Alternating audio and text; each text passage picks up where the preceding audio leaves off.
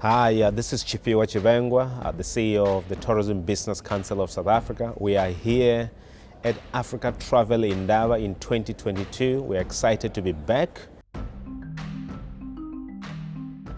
The month of April has been, quite challenging. We have seen the devastation in KZN in terms of the floods, and many people have lost their lives, and many of our colleagues within the tourism sector have been impacted by these floods. But nonetheless, we are soldiering on. We are making sure that the beaches are cleaned up. We've seen our colleagues really going beyond the call of duty in making sure that KZN and especially Durban is really cleaned up.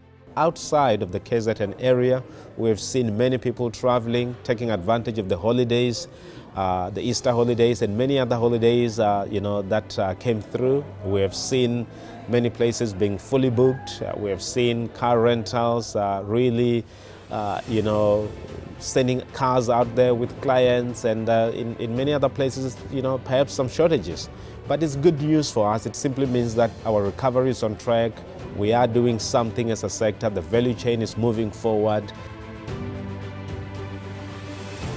The levy collection has been better than what we expected. In the past month, we have seen the levy collection really reaching the heights that we've never seen in 2019.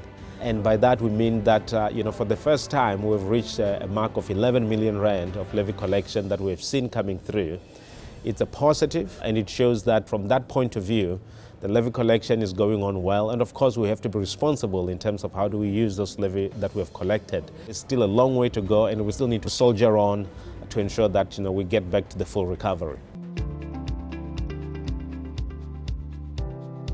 Well, it's great to be back here at Indaba, and we're excited to see our colleagues exhibiting and really trading with the buyers that are here, both domestic and international buyers. It's exciting times. It shows that our industry is on its way to recovery. That the efforts that we've put in as the TBCSA in reopening the sector and the efforts that have been put through by other associations that are affiliated to the TBCSA in reopening the sector have borne some fruits. And we can safely say that we are here at Indaba. The fact that we are here at Indaba simply means that we are open for business. So it's good news. I have interacted with some few suppliers and a few members of the TBCSA and those that are not members of the TBCSA, the levy collectors, to really assess the situation. But overall, you can see that everyone is ready to come back to the forefront. Everyone is ready, to trade. And the only way out of this crisis is for us to trade our way out of it. Good to see businesses still, standing up and saying that we do love tourism. We want to go ahead and do tourism. And it's good to see entrepreneurs, small businesses, the hidden gems. And it's good to see everyone across the board, including our public sector colleagues. Well, as the TBCSA, we've got to work on a few things that, together with South African tourism, to make sure that the various aspects that we agreed on the MOU that we signed are implemented. And also to make sure that the marketing of the country is done and is done in various source markets that are quite critical.